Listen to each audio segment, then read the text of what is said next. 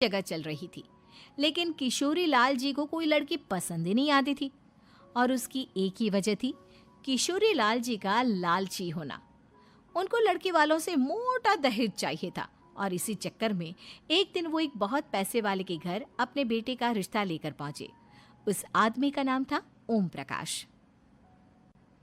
देखिए किशोरी लाल जी, मेरी एक ही बेटी है और मेरी सारी संपत्ति जायदाद सब कुछ मेरी बेटी नैना का ही है। पापा, नाम से लगता है बहुत खूबसूरत होगी। कितना अच्छा नाम है ना, नैना। ओ, वैसे बात तो सही है आपकी। अब इतना पैसा है, जमीन जायदाद है, इकलौती बेटी, आप भी क्या करेंगे? सब कुछ उसे ही देंगे ना। बिल्कुल ठीक पहचाना आपने। बस बेटी की शादी और सारी जायदाद उसके नाम। पापा, बिना देखे हाँ कर दीजिए ना। इतना अच्छा रिश्ता फिर कहाँ मिलेगा? माला माल हो जाएंगे हम। मैं अपनी बेटी को बुलाता हूँ। अरे नहीं नहीं नहीं नहीं, आपकी बेटी का नाम नैना है, सुनकर ही लगता है बहुत सुंदर होगी। रहने दीजिए अंकल, मैं तो आपकी बेटी के नाम से ही इतना खुश हो गया हूँ कि उसे बिना देखे शादी करने को तैयार हूँ। अब तो मैं उसका चेहरा सीधे शादी के बाद ही देखूंगा। और इस तरह राघव नैना का चेहरा नहीं देखता और उससे शादी कर लेता है।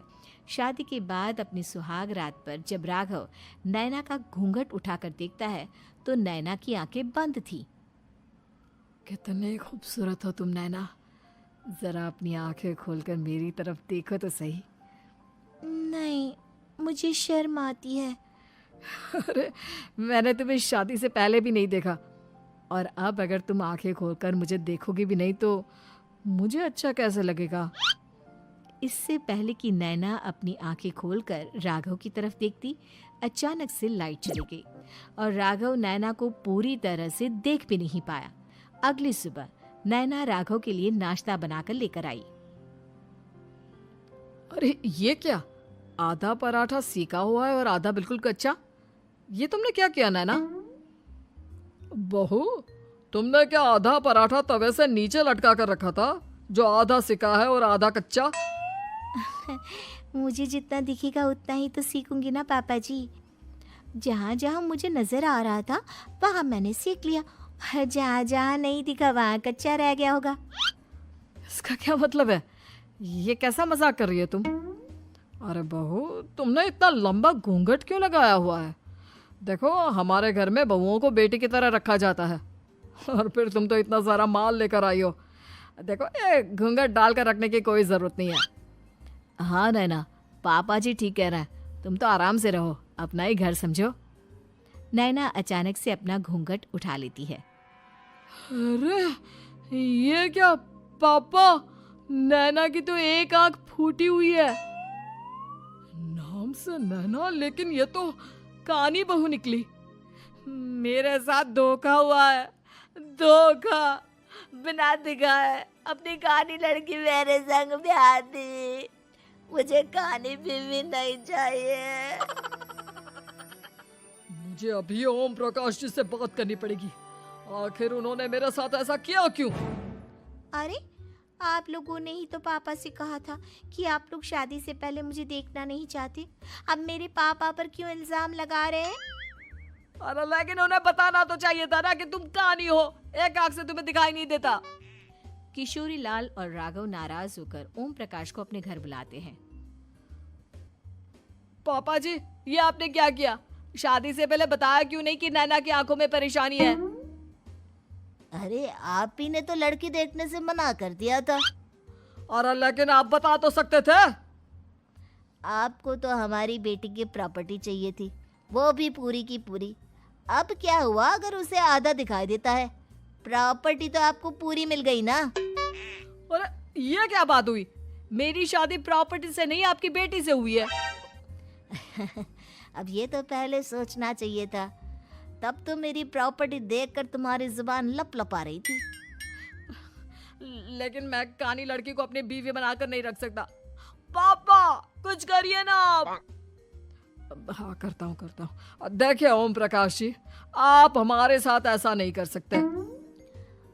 और तुम देखो, अगर तुमने मेरी बेटी से शादी तोड़ी ना तो जो भी प्रॉपर्टी मैंने तुम्हें दी है वो तो पूरी की पूरी वापस ले ही लूँगा और आधी प्रॉपर्टी तुम्हारी भी लूँगा। अरे मेरी आधी प्रॉपर्टी भला क्यों लेंगे आप? इसलिए क्योंकि मेरी बेटी को आधा नजर आता है और उसकी नजर अभी तक तुम्हारी आधी जायदाद पर ही पड़ी है। अब तुम उसे घर से निकालोगे तो कुछ तो लेकर जाएगी ना। और अगर हम आपकी बेटी को अपने घर की बहू बनाकर रखे तो? तो तुम्हारी पूरी प्रॉपर्टी तुम्हारी ही रहेगी और जो मैंने तुम्हें दिया है ना उसमें से बस मैं आधा लेकर जाऊंगा। अरे लेकिन अब आप अपनी दी हुई प्रॉपर्टी में से आधी वापस क्यों लेकर जाएंगे? अगर मैं आपकी बेटी को अपनी पत्नी बनाकर रखने को तैयार हूं तो? इसलिए ताकि भविष्य में अगर तुम मेरी बेटी को धोखा दो तो उसके पास कुछ तो रहे जो पति का हो। वैसे मेरे पास तो बहुत कुछ है लेकिन अपने पति की कोई निशानी तो उसके पास होनी चाहिए ना। अब अगर तुमने मेरी बेटी को कहानी कहा तो तुम्हें प्रॉपर्टी भी कहानी ही मिलेगी, पूरी नहीं। जमाए राजा।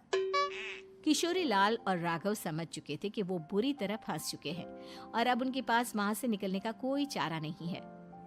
अब समझ में आया ना, लालच बुरी बला होती है। एक तो तुम्हें प्रॉपर्टी मिली, ऊपर से बीवी मिली, उसमें तुम्हें नखरे भी दिखाने हैं। आए बड़े, चुपचाप बैठो दोनों। कुछ दिनों के बाद नैना राघव की कार लेकर बाजार घूमने निकलती है और जब कार लेकर वापस आती है, ये क्या? एक तरफ से मेरी गाड़ी पूरी खराब हो चुकी है। लगता है तुमने मेरी गाड़ी को किसी दूसरी गाड़ी के साथ एक्सीडेंट किया है। अरे अरे कितना बड़ा नुकसान कर दिया तुमने बहू। वो क्या है ना पापा जी, मुझे एक आंख से दिखाई नहीं दे रहा था, सामने से गाड़ी आ रही थी। मुझे तो सिर्फ आधा ही दिखाई दिया और वो गाड़ी मेरी कार से रगड़ते हुए निकल गई। अब मैं क्या करूं बताओ? आप इसे ठीक कराने के पैसे कौन देगा? तुम्हारे पापा। तुमने मुझसे इस तरह से बात की? अभी रुको। नैना राघव की शिकायत ओम प्रकाश को कर देती है।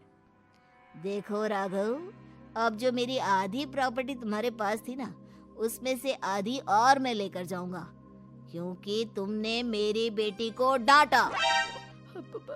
अरे नहीं नहीं पापा जी, गलती हो गई, माफ कर दो।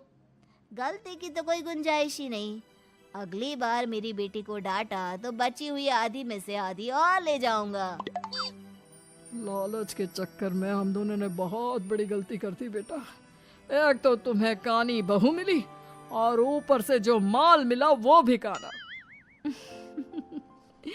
इस तरह राघव की हर एक गलती पर ओम प्रकाश उसकी प्रॉपर्टी का आधा आधा हिस्सा लेकर अपना सारा माल वापस ले गया और राघव को कानी बीवी से काम चलाना पड़ा।